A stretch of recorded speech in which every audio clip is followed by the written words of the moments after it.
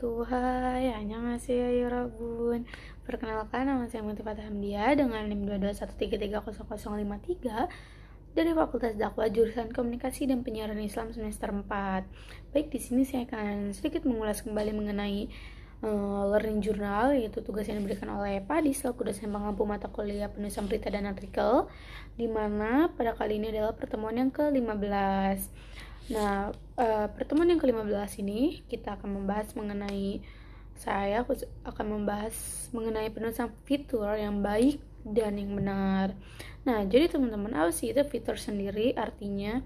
Nah, fitur tuh adalah karangan khas berupa tulisan di media massa, selain berita dan artikel, yang menuturkan fakta, peristiwa, atau proses yang disertai penjelasan riwayat yang terjadi gitu. Terus perkara, proses pembentukannya, dan cara kerjanya dengan menggunakan gaya atau teknik penulisan karya sastra seperti cerpen atau novel.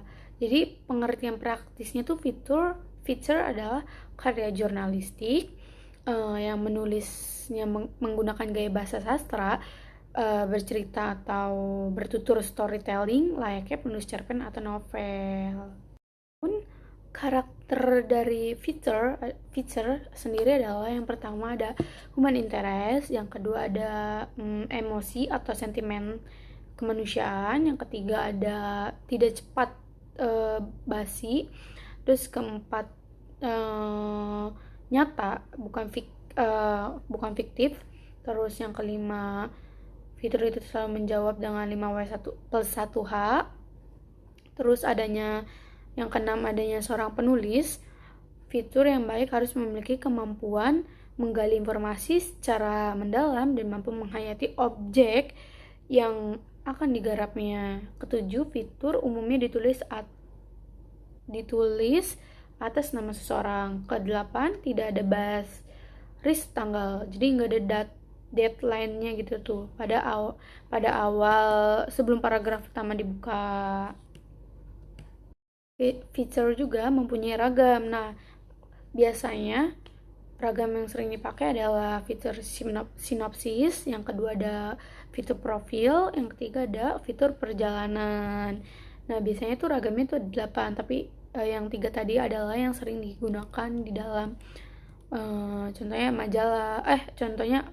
contohnya kayak koran gitu. Terus strategi dalam penulisan fitur, yang pertama dokumentasi, kedua observasi, yang ketiga wawancara. Kenapa dibilang seperti itu? Pada saat itu kami berdiskusi, contohnya itu seperti yang kayak ilmuwan zaman dulu. Kenapa didokumentasikan dulu? Karena kan misalkan kayak kita melihat sesuatu, kita dokumentasikan dulu maksud artinya apa, kita observasi, baru kita wawancara di lingkungan sekitar hal yang tahu mengenai itu, hal objek yang kita lihat.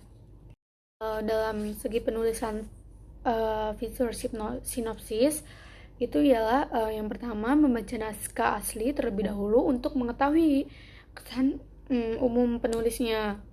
Terus yang kedua, mencatat gagasan utama dengan menggarisbawahi gagasan yang penting. Terus yang ketiga, menulis ringkasan berdasarkan gagasan utama sebagai dicatat pada langkah kedua.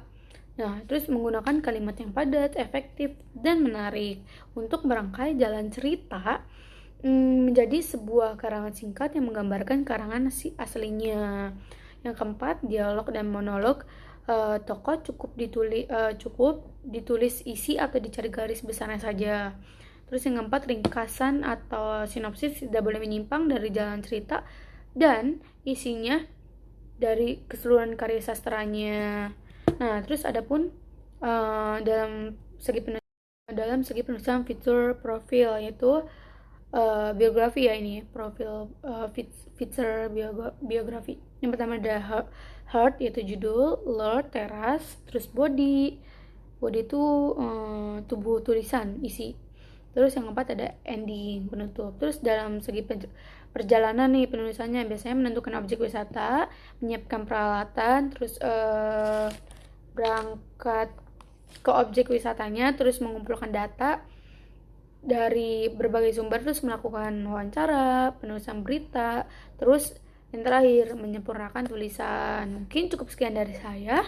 Kurang lebihnya mohon maaf. Wassalamualaikum warahmatullahi wabarakatuh. Bye. Kamsahamnida ya Rabun. Audio Jungle.